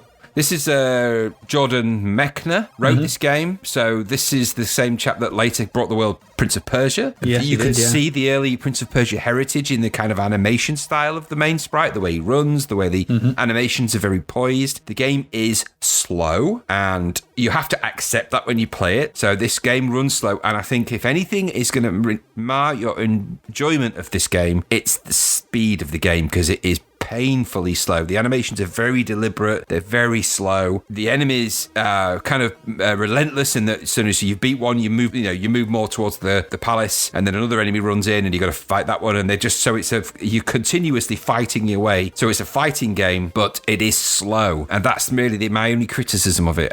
It's cinematic in its feel. It has that, not cinematic. It's just got a story to it, even if it's simple and it's told in a kind of a storytelling way. So you feel like you're part of a story that you're working out, and I really like that about Karateka. It's its strength. Its weakness is that it's so painfully slow. The fighting becomes almost like watching the TV show Kung Fu when it all went slow motion. So you either put up with that and just play your way through this and take that for what it is. If it's going to do your head in, you got a lot of fighting to do this game, and so you've got to persevere with it. I like it. I think it looks great. The animations are really good. I think it gets very samey later, so the minimalist backgrounds and backdrops become even more minimal once you get in the palace. And believe it or not, I actually played this game all the way through to completion. I just sat down and played it all, because in actuality it took me ages because the game's so slow. I think if I'd amalgamated that time down, it probably would have taken me about 45 minutes in total, but it took me about 2 hours. But I did it, worked my way through it. Took some doing, let me tell you. So I enjoyed it. I don't think it's a game that has a lot of repeat play possibility, though. So once you've done it, you've done it. But it's a gateway game, isn't it? This is a presentation of a concept, of a style, of a kind of idea about how a game can be. And yes, it's got its problems, but it kind of works. So I like it. I just think I can imagine that people loading it up expecting exploding fists are going to be very disappointed. And I think that's its one. Weirdly, it still manages to outdo Fist 2. And even if with its slowness, it's better than that. So, yes. What did you think? No, I'm pretty much in the same mind sort of thing. I mean, it's a 1984 game, and normally again my hackles would be up sort of thing. But I remember playing a lot of Karateka back then, sort of thing, when I was unaware of that sort of thing. But so I think that's technically and technologically, if you think about the 1984 games we've looked at, stuff like Doughboy and crap like that, this is so far ahead of them. It is slow. There's no getting around that sort of thing. It is a slow game sort of thing, but I think it's slow because it's trying to do so much more. The animation is great. You can see this is the direct antecedent to Prince of Persia. Cinematic is an absolutely perfect way to describe this. It has proper cutscenes and almost sort of silent movie style. When the princess is locked in the dungeon and the door closes, she collapses to the floor, and the Akuma sends his guards out, sort of thing. Yeah, it does, and the little stabs of music, and things like that. It's got a really, really good sense of atmosphere, and there's actually some comedy to it as well, sort of thing. Because if you at the very start, did you just go backwards and fall off the cliff? No, I didn't. You can. That. You can do that. If you just walk straight backwards, you fall off the cliff, and it's game over. So it's quite funny sort of thing, because you just see him go, "Wah!" and he just collapses off the back of the cliff. So there's actually moments of realistic humour sort of thing, because most games sort of thing would probably block you from doing that, but this actually there's no. You fall, you go back, you go off the cliff, and it's quite funny. The fights, the combat is quite cleverly done. You've got high low mid kick, high low mid punch.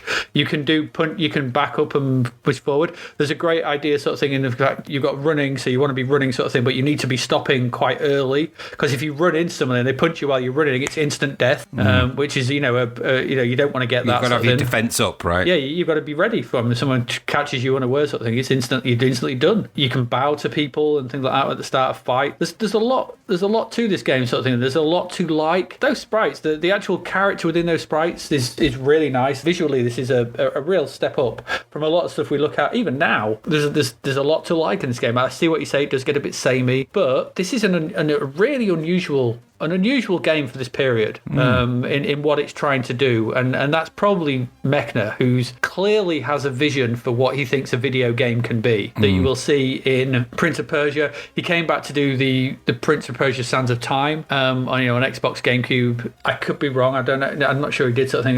He did something else after that, and you can see that he has he wants to do these really, really well animated, story-based, adventure-y combat games. So I think, and this is the start. You're not wrong. It's slow. You get around that though, and you just settle into its groove. And there's a lot to like here. And there's a lot to enjoy, and it's something different. It's like Hacker. It's doing something else. An interesting take on a karate game. But this is a year before Exploding Fist. I think the animation's really good. One of the things I really like in the animation sort of thing is you can be walking back away from someone, and your legs are doing the walk, but you can still punch. Yeah. And it's all smoothly done. There's no. You don't have to be stopped and be punching. You can be walking and punching. And the way that those kind of moves all meld together, that animation is really nice. Yeah, I liked Karateka back then. I like Karateka now. Yeah, it's slow. But yeah, play it. It's fun. It's good. What more is there? Good cinematic early example of this kind of thing. You're watching the early genesis of a game, really, because Prince of Persia comes along later. There is actually a version of Prince of Persia for the C64, I believe. Did it come out on the C64? Probably. I think it did. 1989, I seem to remember it might have even been a homebrew game that was actually created with the C64. So I think it wasn't officially released, but I think it got made by some great coders that took the original Apple II code and just because that's a 6502 machine and made a C64 version of it. Something to look up later down the line, maybe. But you would see, I mean, the thing with Karateka sort of thing is that Karateka, Prince of Persia sort of thing, you would see that this game would go on to influence things like Another World, Flashback. Yes, absolutely, yeah. And that's this game probably is the first, and there might be other ones sort of thing, but I can't think of cinematic, really well animated, combat-y, flick screen, whatever type of thing. Yeah. Those kind of, especially Another World and Flashback. I think they owe a lot to this and the Prince of Persia. But yeah, play it, Karateka, we like. There you go. That's it. We didn't cover some games, and I just thought it'd be worth pointing out why. So if you're looking through the magazine, you're wondering why we didn't look at some games. We had World Cup 2 and World Cup Soccer that were reviewed in this game. The World Cup isn't June, July 1986, so why these games have been released 7 or 8 months beforehand, I'm not quite sure, but we've had enough of really, crap soccer games, and I don't remember them being particularly good sort of thing. If you're going to play football, go play international soccer. Trivia UK, it's another trivia game. There's nothing really more to say about it. It's just another trivia game. We had Monster Trivia, which was unusual because it was the Paul Norman Cosme game, so there was something to say about it. The other one we've missed out sort of thing, which I considered putting in was sort of thing, was Sabrewulf. Zap didn't like it, but what's to say about Sabrewulf at this point? And I didn't really think it was really worth our time looking at it because people know about Sabrewulf, they know what it is, and the Commodore 64 version was not particularly well received. No, and it's late a to its own party. Yeah, it's late to its own party. So we left it out. So if you're wondering why we didn't look at those games, that's why. So we can't look at everything. We're not going to overlook at everything, but we've left those out, and for those reasons. Right, let's wrap up. So before we pick our choice games from this issue and give a quick roundup, we will go into the Crapverts. We've got another 3 to look at. First one is for the game Fighting Warrior. Now, the reason I picked this Fighting Warrior is because of the monster. And also as well the screenshot in particular, the very last screenshot, which just shows a mummy. I don't know, it's like something, but there's the warrior is missing. But also as well, this is essentially what is that monster? That is a beaked minotaur. Now you wondered what a cross between a fish and a minotaur looks like. That is a chicken and a minotaur right there. So I guess this, like, what was that game we played with the flying bird man? Oh gosh, I don't know. That Crapvert we looked at sort of thing. It's a very similar thing to that. Yeah. I mean, it's well drawn. I'm not going to say it's badly drawn, although the pyramid in the background is a bit flat shaded, a bit garage. But the actual, the warrior, that's pretty decent. Good muscle tone. Yeah, it's really good. I think it just looks a bit surprised. He just looks a bit shocked. And I'm questioning why he would be attacking that bird. Angry chicken, with what looks like a metal stake as opposed to a sword, because of the angle of the blade. It actually looks like it's the sort of thing you would hammer into the ground as a tent peg. So it's a bit sort of cuboid. So weird all around. And the screenshots are really odd. Well, they're all from the Spectrum version, aren't they? 4, 5. Well, it's not just from the Spectrum version, it's what they're depicting. So the first one just sees 2 men walking at each other. The second one sees the Birdman walking at your character while you jump. Third one sees you hitting a lion-headed man in the thighs. Fourth one sees you hitting whatever not the Birdman, some kind of other thing in the head. The other one sees you jumping at a kind of devil sort of thing. And then the last one is, like I said, just a mummy. A pink screen with a mummy stood there. Pink screen. I can't figure it out. None of these fit, I don't know. I just like that. What's really strange about this is, okay, so number one, this is a game based in Egypt. Is there any hieroglyphics on there? Is there any hieroglyphic style font and typeface on there? No. So that what font is that? Fighting Warrior? Well, exactly what it ain't is ancient Egyptian. I mean, and it wouldn't have been hard to make it kind of Egyptian looking, would it? Just using some of the hieroglyphic iconography would have been ideal. Yeah. So they avoided all of that, which means it doesn't feel very Egyptian. And I think they've thought, well, you know what, we're rely on our screenshots to carry that across. It doesn't really. There's some kind of sphinxes there, I think. To me, that looks like a dog dangling its giant erection, hanging it over a plinth. And so I'm not sure that is. And giant carrots, of course, for trees. So I'm not sure where they are. I'm pretty sure in Egypt they did not have giant dangly dog willies and carrots for trees. So I'm not even sure that they're actual Spectrum graphics either. I wonder if that's a little bit of make-believe. However, do you know what? They are. I think it did look like that. I'm not made of it. I played it on this. I played it on this Commodore 64. We'll probably review it at some point. But you know what? I see that advert and I can hear the damn music for that game right now in my head because it is an earworm. Yep. It's I find it weird, sort of thing, that they didn't use the C64 visual. Yeah, because they're better than that by miles. They are better than that. Way better. Yeah. Maybe it wasn't ready at the time. Yeah, I guess so. Maybe. Anyways, that's Fight Warrior. The next one is a real throwback of an advert. Oh God. So this is new releases from Lothlorien. So in previous years, adverts were simple to just put loads of white, black and white text, black text on a white background with maybe an image or two. And obviously adverts had progressed, and so they had. And now we have this really weird throwback where just taking up most of the screen is like a Greek helmet. For reasons unknown. Yeah, well, it's the logo for Lothlorien. Yeah, but I don't know why Lothlorien has a Greek helmet. Well, and I don't know why they haven't just put something to do with either of the games that they're advertising on there. Because Time Sanctuary's nothing to do with that. Waterloo, futuristic adventure definitely game, not. One-player war game against Wellington. And Battle Builder is neither. So anyway, like you say, it's the Lothlorien seal of approval. Why? Lothlorien sounds more Scottish to me. Is it you? It's just got Lothlorien. Is that a? Well, yeah, it does. It does sound that sort of thing, but it also sounds quite Tolkien, isn't it? Lorien. Yeah. So it's certainly not a Greek helmet, or is that Greek or Roman? No. I'm not sure which that is. It looks like Greek. Yeah, and I can't. This really, really bad. This just terrible sort of thing. It's like if you look on the right here, underneath Waterloo, it just says "Look out for Austerlitz." Launch date November 1985, Spectrum only, and then I think it says BBC owners. Owners, yeah, I'm not but sure. I don't know what owners. It says Oneni. Oneni. Oh. Then it says Waterloo. Okay, and then at the bottom on the left, you got Battle Builder. There's no sense of. I would never buy these games. No, and I would certainly not put out that coupon in the bottom right hand corner and send it off. No, and any game that has where it says make enough money by trading with the natives to buy the crystals, that's me out right there. I'm not doing it. Enough trading games. Where's that? That's in the Sanctuary. That's part of the challenge. Sanctuary. Yeah, Time Sanctuary. That's part of the challenge there. Find the time machine before your presence in the sanctuary becomes unstable. Well, you know what this means, don't you, as well? There's also the line here that says fast, full-colour, surrealistic landscape graphics to capture the mood of the unworldly time sanctuary. That means it's badly drawn. Yeah, exactly. Surrealistic. No, it's surrealistic. Surrealistic. Okay, drawn by my 6-year-old nephew. Communication facility to address and bargain with the 18 characters.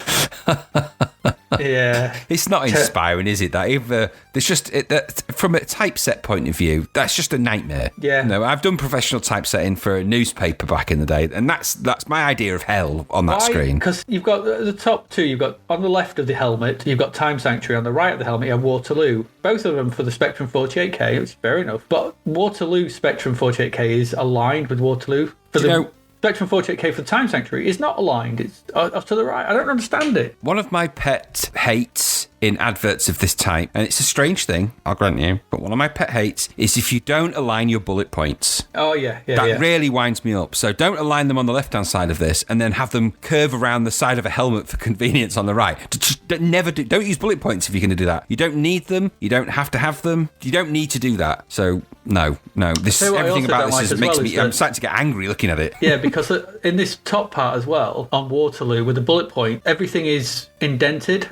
So the bullet points are on the left sort of thing. But if you go slightly down where it says full details of terrain feature and realistic strong point, the text is now underneath the bullet point. I'm starting to get angry at just the more. I'm going to find more things to just annoy you with the more I see, I know how you hate. When I see mid bullet point emboldened subheadings for no reason. When I see really, why is Battle Builder all bolded? Why is the Spectrum 48K 795 set to the right of Sanctuary and not? Yeah, why is it? Just move it. I actually want to recreate the advert and do it correctly. That's making me want to re-advertise on their behalf. Yep, there you go. I knew this would wind you up. When they advertise things like having a detailed booklet, it's like that is not something that you need to advertise. That's something that it should just have. Do you know as well? I like this line as well in the BBC owners Waterloo. It says simultaneous movement, etc. by both players. What do you mean, etc.? Etc. What do you mean? What does that mean? It's just over. Look, I like what the French hammy has in speech marks. Intelligent. Yeah. Yeah, intelligent. It doesn't need that, does it? So for once, those French hammy people have got intelligence. It seems mean. Anyway, that's Lothlorien for you. That's Lothlorien. There you go. They've got some new releases out. Our last advert. I don't know whether Spectrum just had really crap adverts. I don't know. Experience. So this is for a game called Surf Champ, which is the ultimate surfing simulation game. So I'm sniffing another glider pilot kayak. Oh my gosh, nonsense. Please don't ever let this come out on the Commodore 64. So at the top it just says experience in lowercase. Underneath this there is the word Surf Champ at a bit of an angle with some terrible, we've talked about sort of the mid-gradient sort of nonsense across letters 80s style, but this attempts that but doesn't do it very well, with a bit of some speed lines as well on the S. It doesn't shout surfing, does it? Really? But then underneath it, there's a picture of a sort of a youngish boy, a teenage boy, being attacked by his TV spewing waves and a leg on a surfboard coming out of his telly while he hits his Spectrum and loses his fingers. He's losing his fingers in a pool of white on his Spectrum. No, that's his surfboard. That's his new key surfboard. But you place that over your rubber keyed Sinclair Spectrum so you can get the real experience of surfing, just like the real surfers do by sticking their hand on a piece of plastic and standing next to the ocean. His fingers are broken. They're badly broken, yeah. And his hand is going to do nothing. That water's going to hit his face and his open mouth. This is surfing. This is from New Concepts, and it says, "Is your Spectrum waterproof?" But see, that's just asking for trouble, because that's inviting people to actually test this. Yes. Like, you're going to have loads of broken Spectrums. And it's going, no, it's not, and it's probably not. Those rubber keys had gaps. I doubt that this is the most realistic sports simulation ever, and I don't know what Fistral Surfmaster means. I don't like the sound of it. Fistral Surfmaster. I've not noticed that. I don't know what that means, and I don't like it. If someone came up to you and said, "Would you like to try my Fistral Surfmaster?" No. Just squeeze my surfboard concept on my rubber keys. And a load of liquid will appear and foam at you. Is that water splashing my face? Yeah, we'll call it water, yeah. Oh, Surf Champ. It works better with your eyes closed. Off you go. You know what else I don't like as well? I don't like that kind of like airbrushed soft blue curve underneath the table where it's sat. I don't know. I don't like it. I don't like any of the background colours because they don't shout ocean. They shout burning hot sun. It shouts supernova in the background. It shouts everything but surfing. Now, why wouldn't you just have somebody riding a wave? Everything about that is so wrong. Again, I just feel like if I'd have, with the skills and graphic design and things that I've got now, I wish I could time travel and go back. I could be a millionaire in this world, because you just take these adverts and go, do you know what? I'll let me redo it for you. You've wanted to have a time machine for quite a lot of these games, I seem to remember. You want to wipe out loads of games, design all the adverts. I feel like I could help. Wrongs of the 80s. Do you know, it would be the worst version of the Terminator ever. I went back, killed a few game designers and redesigned some adverts. It'd be like, aren't you meant to be like this unstoppable killing machine? No, that's the T1000. I'm the T1005 GE, the graphic edition. Now just come back to fix your odd choices of typeface. He absolutely will not stop. Absolutely. From changing our typefaces. Stop changing my typefaces. No, I see that new Concepts logo down there, and I'm saying you've got too many fonts on that screen. No, this is just a mishmash. And I don't like the way they keep doing this. If you notice this with these adverts, they just put a hanging word at the top. It's like it'll say like it's or experience or go and like this one's just got the word experience just splattered at the top for no in a font that doesn't match any of the others. It's like just why do that? And just in lowercase. Yeah, why? I don't know. I honestly don't know. I don't. It's a bad advert. Let's move on. The only thing it's making me experience is pain. Fistral Surfmaster. No. If you need a catch line for this advert, I'm just going to actually put that. There's going to be no show notes for this. You're going to wonder why you're going to download this episode and it just says Fistral Surfmaster in the show notes. No. There we go. Right, so that's our Crapverts for this week.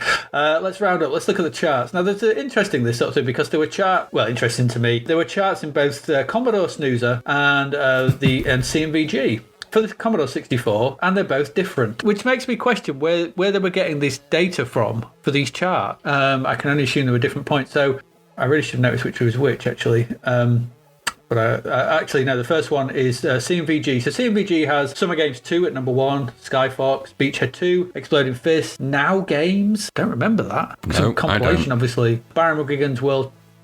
They couldn't fit it in, so we've got B. McGuigan, Word Comp, Baron McGuigan's World Championship Boxing. So which order are you doing these in? Are we coming from 1 to 10 or 10 to 1? I'm going one downwards. Right, okay. Do you want me to go 10 upwards? I'll go 10 up. I can do 10 upwards. Well, 10 upwards, we've got Elite at 10, Hypersports at 9, Kickstart, Karateka, Baron McGuigan's World Championship Boxing, Now Games, Where the Exploding Fist, Beachhead, Sky Fox, and at number 1, Summer Games 2. Okay. Other games in that top 20, according to CMVG, Frank Goes to Hollywood, Finders Keepers. This is a good snap. Hunter Patrol.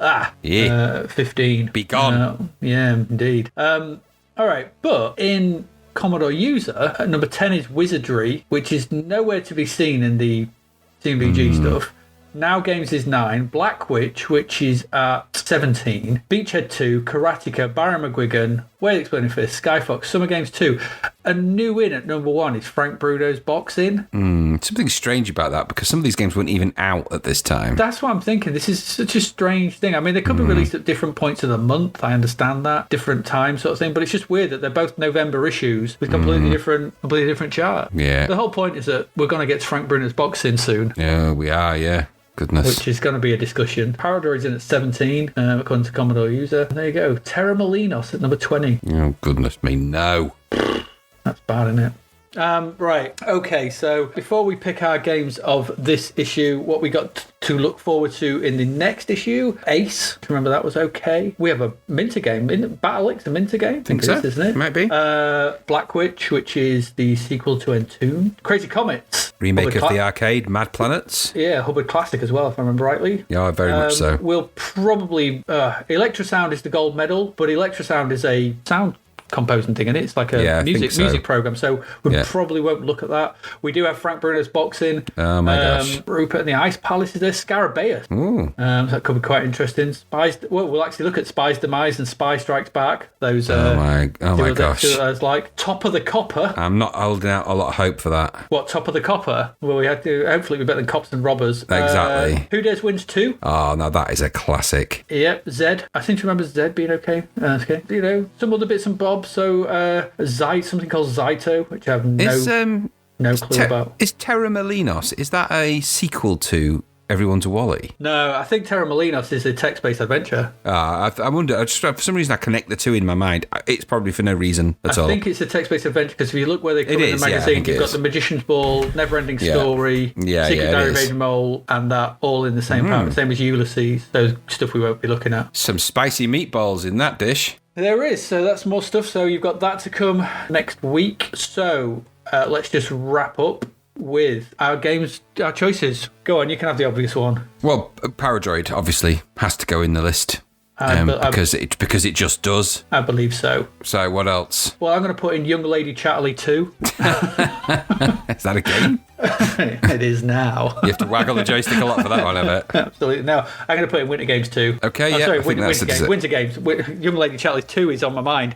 Winter Games. Yeah, putting in Winter Games. Yeah. So we've got Paradroid Winter Game. Anything else we should put in? I want to put Karateka in there. I think you can. It's got the cinema thing, and I think I'd put Hacker in there as well for me. Those. Yeah, I think Hacker and Karateka. Would you put the one I would ask for you if you wanted to put in would be Wizard's Lair? I do and I don't. I think it's a game. If Attic Attack didn't exist, I'd say yes because Wizard's Lair is just borrowed gameplay from that game. So I think because Attic Attack exists and I know it's a different platform and everything, but Wizard's Lair is nothing original. It's just that game remade with different graphics. So that's the reason I'm not putting it in the list. Even though I know it got great review in Zapped, I'm not putting it in that list because it's derivative. There's nothing really unique about it, whereas something like Hacker is completely unique, and I think it deserves a place in there. I agree. That's fair enough. I just know that you were liking it sort of thing, so I didn't really want to put it in. But yeah Hacker, Karateka, Winter Games, Paradroid, our choice games for November 1985. And on that note, I think we will call it an episode. So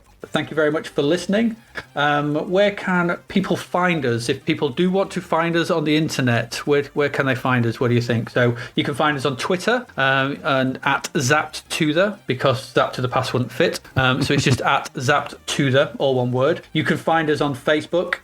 We've got pages and groups, so just search for Zapped to the Past. You can find us on Instagram, Zapped to the Past, and you can find our website where we will be putting up Crapverts and all manner of other stuff, probably simply zappedtothepast.com. And that's where we are. So come along, join us, tweet us, say anything you want. You can email us. What can they email us at, by the way? zappedtothepast@gmail.com. zappedtothepast@gmail.com. So if you've got anything you want to drop to us in an email, we'll be quite happy to hear that.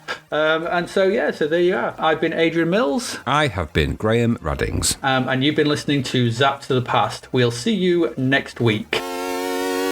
Thank you for listening to the Zapped to the Past podcast. We hope you enjoyed our deep dive into the world of Commodore 64 games, as well as the music, sights, sounds and news from around the 1980s, driven, of course, by the issue of Zapped 64 magazine published at the time. We will be back next week with another podcast, so do please join us. Until then, please head over to zappedtothepast.com to sign up to our email list, as well as check out all the links and resources in the show notes. You will also find us on Facebook, Twitter and Instagram under Zapped to the Past. The Zapped to the Past podcast is written and produced by Adrian Mills and Graham Raddings and recorded at Flaky Bits 2.0 Studio. All opinions expressed are those of the writers, and while we indeed love Zapped 64 magazine, the Zapped to the Past podcast is not affiliated with it in any way. Stay safe and see you next time.